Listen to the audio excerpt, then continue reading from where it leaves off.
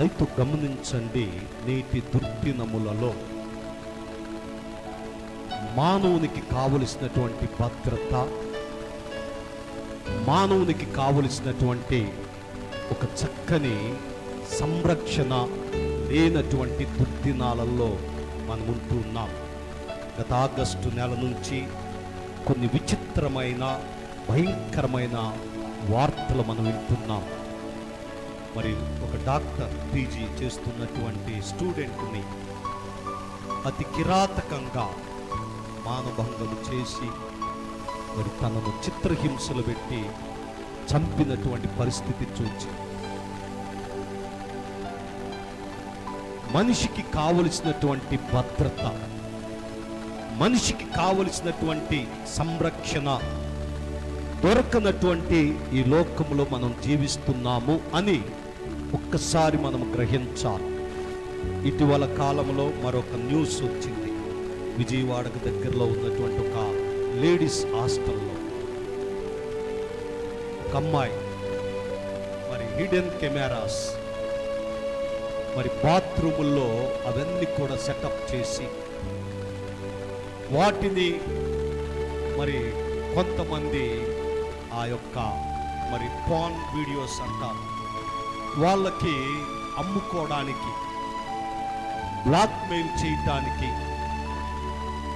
మరి ఒక స్త్రీ, ఒక ఆడపిల్ల మరి అనేకమైనటువంటి అశ్లీల చిత్రాలను షూట్ చేసి మరి ప్రపంచానికి మరి అందించడం ఎంత సిగ్గుచేటు. ఒక ఆడపిల్ల అయ్యుండి ఎంతో భయంకరమైనటువంటి పరిస్థితుల్లో మనము జీవిస్తున్నాము అనేటువంటిది మనం గ్రహించాలి. ఎందుకంటే ఆ డిజిటలైజేషన్ పెరిగిపోతుంది అనుకుంటున్నాం, టెక్నాలజీ పెరిగిపోతుంది అనుకుంటున్నాం. కానీ మానవుడు ఏమి కోల్పోతున్నాడంటే భద్రతను మానవుడు ఏం పోగొట్టుకుంటున్నాడంటే తనకున్నటువంటి సురక్షితమైన పరిస్థితులను పోగొట్టుకుంటున్నాడు. మానవుని యొక్క జీవితంలో జరగకూడనటువంటి పరిస్థితులన్నిటిని కూడా లోకమంతటికి చూపిస్తా ఉంది. ఎక్కడో 4 గోడల మధ్య జరిగేటువంటి ఆ యొక్క పరిస్థితులను ఈరోజు బట్టబయలు చేస్తుంది ఈ టెక్నాలజీ. జాగ్రత్త సుమా. తండ్రి దగ్గర భద్రత లేదు, తల్లి దగ్గర భద్రత లేదు, సొంత బంధువుల దగ్గర భద్రత లేనటువంటి ఈ లోకములో మనము జీవిస్తున్నాం. తల్లిదండ్రులే కసాయిలుగా మారిపోయిన పరిస్థితి చూసి, సొంత బంధువులే పిల్లలను చితిపేస్తున్న పరిస్థితులను చూస్తున్నాం. ఎన్నో భయంకరమైనటువంటి వార్తలు మనం వింటున్నాం. ఈరోజు మన దేశమును మనము గమనించినట్లయితే భయంకరమైనటువంటి తుఫాన్ చేత, వరదల చేత మనిషి యొక్క మనుగడ చాలా భయంకరంగా ఉంటుంది. అడుగు తీసి అడుగేద్దామంటే ఎక్కడ ఏముందో, ఎక్కడ ఏమవుతుందో, ఎలా కొట్టుకుపోతామో తెలియనటువంటి పరిస్థితుల్లో ఈరోజు మానవుని యొక్క జీవితము ముందు కొనసాగుతుంది. ఇలాంటి దుర్దినములలో దేవుని దగ్గరికి అక్కడైనా రక్షణ కలిగిద్దేమో, అక్కడైనా భద్రత ఉంటుందేమో, అక్కడైనా నాకు కావలసినటువంటి ఒక కాపుదల దొరుకుతుందేమో అని పాపం భక్తులు ప్రయాణాలు చేస్తూ ఇంకొక కొద్ది నిమిషాలలో దైవ దర్శనం చేసుకోవచ్చు. కొద్ది నిమిషాలలో మనము సమీపించవచ్చు అనుకునేసరికి భయంకరమైనటువంటి యాక్సిడెంట్ అయి చనిపోయిన వారు, దేవుని దగ్గరకని వెళ్ళి తిరిగి రాకుండా పోయిన వారు ఉన్నారు. దయతో గమనించండి, ఈరోజు మానవునికి కావలసినటువంటి ఒక సురక్షితమును, ఒక భద్రతను, ఒక సంరక్షణను మానవుడు కోల్పోతున్న ఈ దుర్దినములలో నీకు నీవుగా నీ జీవితాన్ని నిర్మించు. నీకు నీవుగా నీ పరిస్థితులను ఒక్కసారి గమనించు. ఈరోజు నీ పరిస్థితులను నీవు గమనించకపోతే ఇంతలో కనబడి అంతలో మాయమైపోతావు. జాగ్రత్త. ఈరోజు మానవుని యొక్క జీవితమునకు ఒక భద్రత లేదు. మానవుని యొక్క మనుగడకు ఒక రక్షణ లేనటువంటి దుర్దినములలో మనం ఉంటున్నామని గ్రహించం. అందుకే దేవుని యొద్దకు వచ్చు వారిని ఆయన ఎంత మాత్రము త్రోసివేసేవాడు కాదు. ప్రయాసపడి భారం మోయిచున్న సమస్త జనులారా నా యొద్దకు రండి, నేను మీకు విశ్రాంతిని కలగజేస్తాను, నెమ్మదిని కలగజేస్తాను అని ప్రభువైన యేసు క్రీస్తు వారు చెప్పుచున్న మాట. యేసు నొద్దకొచ్చి ఈరోజు ఎంతో మంది భద్రంగా ఉన్నారు. యేసును నమ్ముకొని ఈరోజు ఎంతో మంది సురక్షితముగా ఉన్నారు. యేసు ప్రభువు వలన ఈరోజు ఎంతో మంది సుఖశాంతులతో వర్ధిల్లుతున్నారు. దేవునికి స్తోత్రం. హల్లెలూయా, హల్లెలూయా. నిన్నే నిన్నే నమ్ముకున్నానయ్యా, నన్ను నన్ను వీడిపోబోకయ్యా. నిన్నే నిన్నే నమ్ముకున్నానయ్యా, నన్ను నన్ను వీడిపోబోకయ్యా. నీవు లేక నేను బ్రతుకలేనయ్యా, నీవు లేక నేను బ్రతుకలేనయ్యా. నీవుంటే నాకు చాలు యేసయ్యా, నీవుంటే నాకు చాలు యేసయ్యా. నిన్నే నిన్నే నమ్ముకున్నానయ్యా యేసయ్యా, వీడిపోబోకయ్యా. నిన్నే నిన్నే నమ్ముకున్నానయ్యా, నన్ను నన్ను వీడిపోబోకయ్యా. నీవు లేక నేను బ్రతుకలేనయ్యా, నీవు లేక నేను బ్రతుకలేనయ్యా. నీవుంటే నాకు చాలు యేసయ్యా, నీవుంటే నాకు చాలు యేసయ్యా. నిన్నే నిన్నే నమ్ముకున్నానయ్యా, నన్ను నన్ను వీడిపోబోకయ్యా. కన్నులు కన్నీరు కూడు కట్టినా, కన్నవారే కాదని నన్ను నెట్టినా.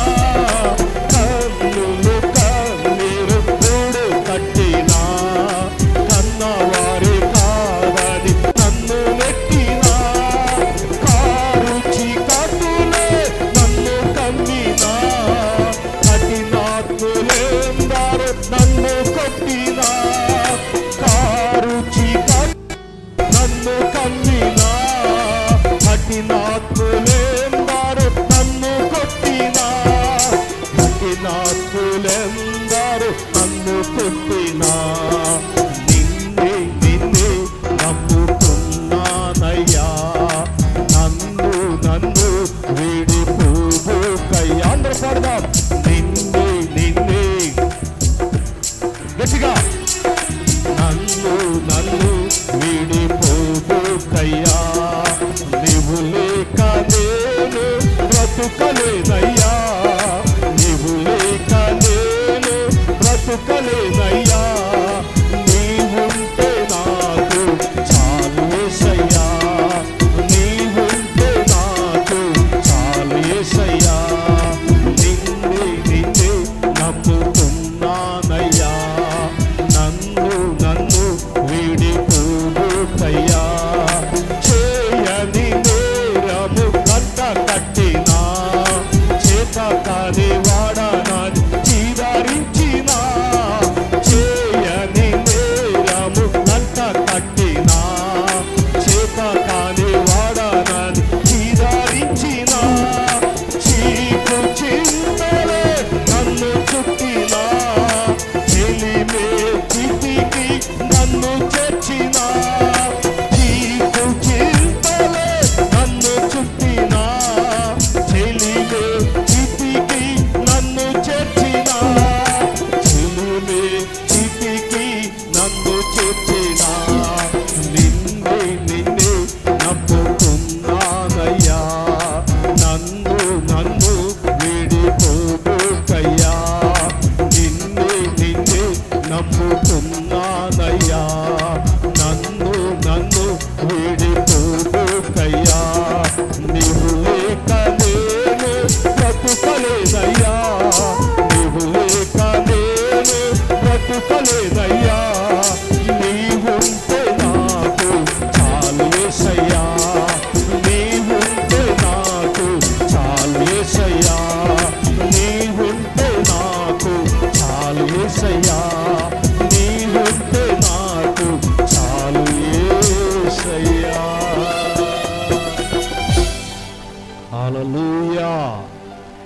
చేతులు తెచ్చుకున్న వారు ఒకసారి గట్టిగా లేలి చెప్పండి.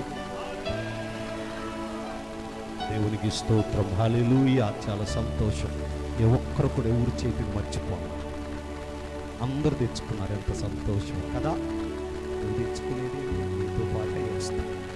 నువ్వు మర్చిపోదామన్నా కూడా అవి నిన్ను విడిచి ఉండలేవు. దేవునికి స్తోత్రం. కనుక నేటి దుర్దినములలో సురక్షితము అనేటువంటిది మానవునికి చాలా అవసరం. సురక్షితము లేక మనుషులు అనేక ప్రమాదాలలో, అనేక అపాయాలలో వారి జీవితాలను పాడు చేసుకుంటున్నారు, నాశనం చేసుకుంటున్నారు. అయితే దేవుని యొద్ద మాత్రమే సురక్షితము ఉంది అని తెలుసుకున్న వారు వారి జీవితంలో ఎక్కడ కూడా వారిని కోల్పోరు. దయతో గమనించండి. దేవుని యొద్ద మాత్రమే సురక్షితమైన జీవితం ఉందని ఎవరైతే తెలుసుకుంటారో వారు వారి జీవితాలను కోల్పోరు. కనుక సురక్షితమైన జీవితము కొరకై మనలను మనము సిద్ధపరచుకోవాలి. ఈరోజు మరి స్టూడెంట్స్ మనం గమనించినట్లయితే ఎప్పుడో జరిగే పరీక్షల కొరకు ఇప్పుడు నుంచే రుద్దుతున్నారు. నిజంగా ఇప్పుడు వచ్చిన పిల్లలకు చదువు చాలా విచిత్రంగా ఉంది. టీచర్స్ గమనించండి, అసలు పిల్లలకి తెలుగు గ్రామరే తెలియదు. సమోసాలు, సందులు, తర్వాత నామవాచకాలు, ఈ అసలు ఏ మాత్రం. ఈ మధ్య కాలంలో నేను ఒక ఇంటర్ చదివేటువంటి బాబుని అడిగా, నానా నీకు సందులు తెలుసా? ఏం సందులు సార్? మా ఇంటిలో ఒకే సందు ఉంది, మా ఇంటిలో సందు ఉంది, ఈ సందులు తప్ప నాకేం తెలియవు అన్నాడు. ఒరి అయి కాదురా బాబు, పోనీ మరి తెలుగులో నీకు తెలిసినటువంటి ఆ కర్త కర్మ క్రియ అని అంటారు కదా, నామవాచకం, ఇవన్నీ సర్వనామం, ఇవన్నీ తెలుసు అంటే, ఏ నామాలు నాకు తెలియదు సార్, నా నామమే నాకు తెలియదు అంటే రాను రాను పిల్లల యొక్క చదువులో దెర్ ఈస్ నో ఫౌండేషన్స్. ఇప్పుడంతా 10th నుంచే MBBS సబ్జెక్ట్ వీళ్ళకి నేర్పుతుంటే వాళ్ళు ఏమి నేర్చుకుంటారు పాపం. దీని మధ్య కాలంలో మరి ఫేస్ టు ఫేస్ అనేటువంటి ప్రేయర్ అనేటువంటి కార్యక్రమాన్ని పెట్టి దేవుడు నాకు ప్రేరేపించినటువంటి వారితో ముఖాముఖిగా వారితో మాట్లాడుతున్నప్పుడు 3 విషయాలు ఏమిటంటే, మొదట what is the scope of your life అంటే నీ భవిష్యత్తు కొరకు నీవు ఎలాంటి ఆలోచన చేస్తున్నావు. మొదట what is the your role of in God sight, దేవుని పట్ల నీ యొక్క మరి పరిచర్య ఏమిటి. మూడవది what you are doing for your family, నీ కుటుంబం కొరకు నువ్వేం చేస్తున్నావు. ఇప్పుడు నేను ఫేస్ టు ఫేస్ ప్రేయర్ అనేటువంటి ఒక కార్యక్రమంతో నేను కొంతమంది విశ్వాసులను మరి నేను దర్శిస్తున్నప్పుడు నేను చాలా సంతోషాన్ని, లేకపోతే వారి దగ్గర నుంచి ఫీడ్బ్యాక్ నేను తీసుకుంటున్నప్పుడు నాకు అది చాలా సంతోషాన్ని ఇస్తుంది. ఎందుకంటే ఒకప్పుడు తల్లిదండ్రులకు అలాంటి ఆలోచన లేదు, పిల్లలకు లేదు. ఇప్పుడు తల్లిదండ్రులకు ఒక అంబిషన్ ఉంది, నా పిల్లలు నేను టీచర్ని చేయాలి. పిల్లలు కూడా ఇప్పుడు ఒక మంచి ఆలోచన, నేను మంచి ఇంజనీర్ని అవ్వాలి, ఒక మంచి టీచర్ని అవ్వాలి, నేను ఒక మంచి డ్రాయింగ్ టీచర్ని అవ్వాలి, ఆర్టిస్ట్ని అవ్వాలి. చాలా మంచి ఆలోచనలు నేను వింటున్నప్పుడు చాలా సంతోషం వేసింది. ఎందుకంటే ప్రభువునందు ప్రియమైన దేవుని బిడ్డలారా, ఈరోజు సురక్షితమైనటువంటి జీవితము కొరకు, ఒక సురక్షితమైనటువంటి పరిస్థితుల కొరకు నీవు నేను ప్రణాళిక వేసుకోకపోతే ముందున్న కాలములో అసలు అనేటువంటిది కనబడదు. ఒకప్పుడు ఇంటింటికి ఒక మలేరియా డిపార్ట్మెంట్ వచ్చేవాళ్ళు. వాళ్ళు వచ్చి కులాసా అని అడుగుతూ ఆ ఇంటి మీద పెన్సిల్తో రాసి వెళ్ళేవాళ్ళు. ఇప్పుడు కాదు, ఒకప్పుడు హెల్త్ డిపార్ట్మెంట్. ఇప్పుడు కూ లేదు, లాసు లేదు, అసలు వచ్చేది లేదు, పోయేది లేదు. ఒకప్పుడు వాళ్ళు చక్కగా ఇంటికి వచ్చి ఆ ఇంటిలో ఉన్న వారిని అడిగి, ఏమో అందరు కులాసుకున్నారా, ఏమైనా జ్వరాలు ఉన్నాయా, ఏమైనా బలహీనతలు, రోగాలు ఉన్నాయా అని అందరి దగ్గర ఒక లిస్ట్ రాసుకుని వెళ్ళేవాళ్ళు.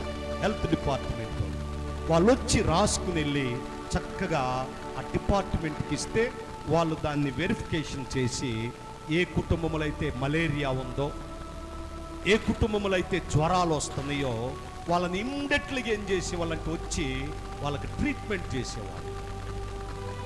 ఇప్పుడు అలాంటి డిపార్ట్మెంట్ లేదు. ఏ ఇంట్లో చూసినా రోగాలే రోగాలు. కూర్చుంటే లెగవలేరు, లెగితే కూర్చోలేరు. తింటే అరగదు, తినకపోతే కక్కాల్సింది. గ్యాస్ అని కొడతా ఉన్నారు. కొంతమంది పాపం ఎంత ఇబ్బంది పడతా ఉన్నారో దయతో గమనించండి. నేటి దినములలో ప్రభువునొద్ద మనకు కావలసినటువంటి ఒక చక్కని సురక్షితమైనటువంటి జీవితం దేవుని యొద్ద ఉంది. సురక్షితమైనటువంటి పరిస్థితులు దేవుడు మనకు దయచేస్తూ ఉన్నాడు. దయతో గమనించు. పరిశుద్ధ గ్రంథములో నుంచి లేవి కాండము 25వ అధ్యాయం 18, 19 వచనాలు చదువుకుందాం. పరిశుద్ధ గ్రంథములో నుంచి లేవి కాండము 25వ అధ్యాయము. కాబట్టి మీరు నా కట్టడలను, నా విధులను గైకొని వాటిని అనుసరించి నడుచుకొనవలెను. అప్పుడు మీరు ఆ దేశములో సురక్షితముగా నివసించెదరు. ఆ భూమి ఫలించును. మీరు తృప్తిగా భుజించి దానిలో సురక్షితముగా నివసించెదరు. దేవునికి స్తోత్రం. హల్లెలూయా, హల్లెలూయా. గమనించండి, సురక్షితము అనేటువంటిది ఈరోజు భూమి మీద లేదు. రాను రాను కొన్ని పంటలు కనుమరుగైపోతుంది. కొన్ని పంటలు అసలు ఇవి పండించటంలా కొంతమంది ఎక్కడో దొరుకుతున్నాయి.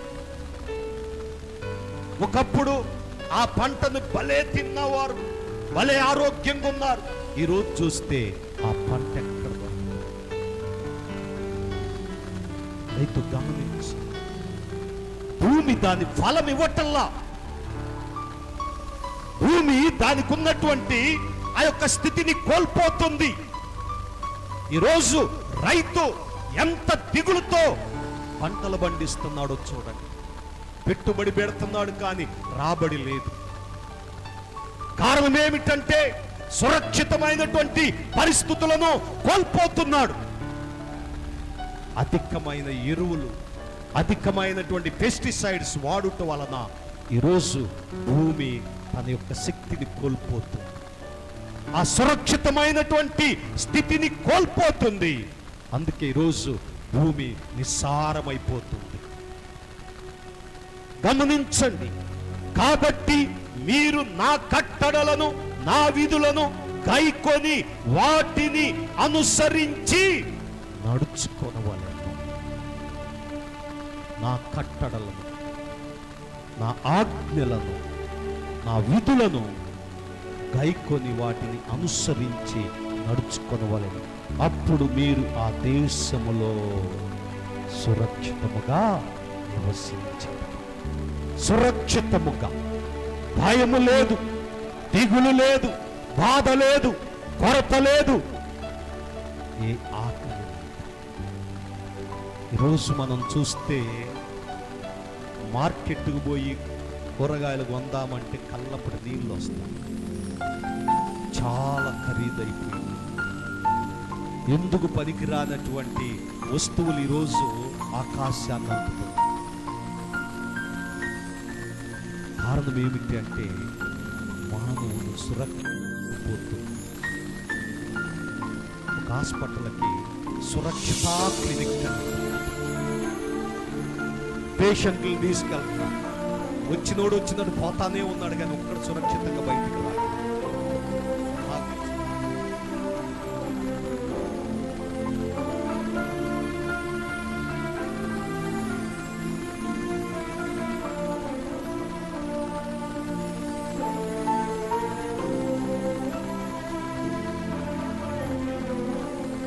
జీవం.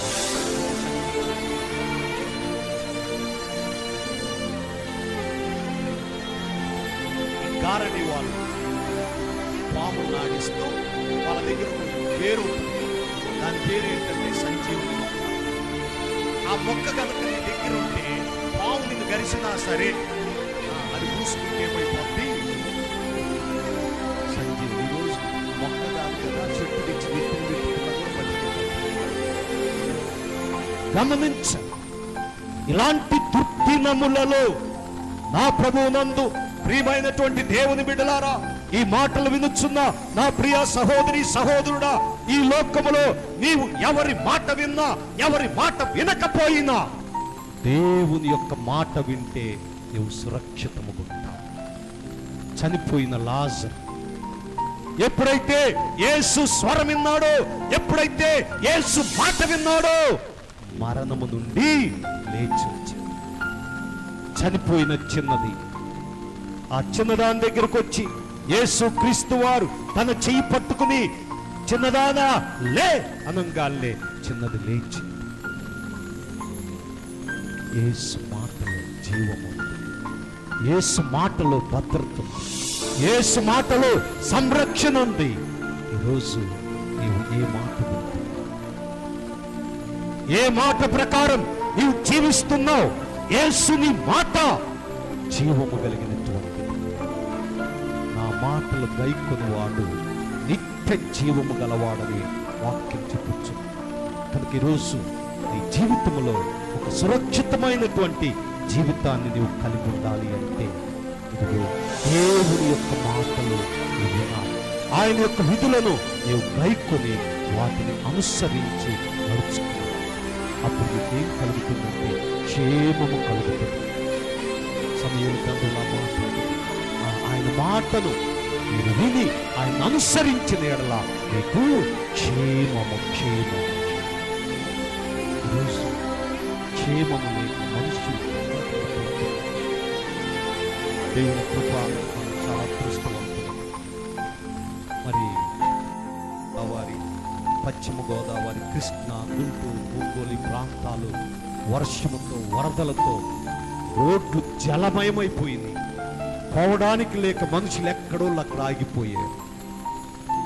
ఎంత భయంకరమైనటువంటి పరిస్థితులు ఈరోజు మన భూమిని కమ్ముకున్నాయో చూడండి. నా ప్రభువునందు ప్రియమైన దేవుని బిడ్డలారా, ఈ మాటలు వినుచున్న నా ప్రియ సహోదరి సహోదరుడా, ఇదిగో నీవు దేవుని మాట వినుట నీకెంతో మేలు.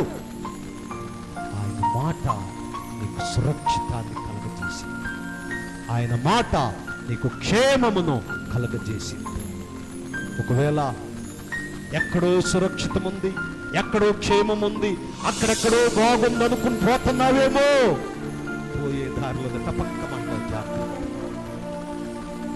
ఈరోజు మానవుని యొక్క జీవితానికి క్షేమము అనేటువంటిది లేక మానవుని క్షామము చేత కళ్ళగిపోతున్న ఈ దుర్దినములలో మనలను మనము ప్రభువుకు సమర్పించుకుందాం. ప్రభువుకు అర్పించుకుని దేవుని మాటలు వినటానికి మన మనస్సును, మన జీవితమును మరి అర్పించుకుందాం. ఎందుకంటే చక్కని మాట మరి ఆ భూమి ఫలించును, మీరు తృప్తిగా భుజించి దానిలో సురక్షితముగా నివసించెదరు. దానిలో సురక్షితముగా మీరు నివసించెదరు. దేవుని మాట మనకు భద్రతను కలగజేసిద్దని దేవుని సేవకునిగా తెలియపరుస్తూ దేవుడు తన మాటలు మన ఎన్నికలు దీవించి ఆశీర్వదించును గాక. ఆమేన్. God bless you.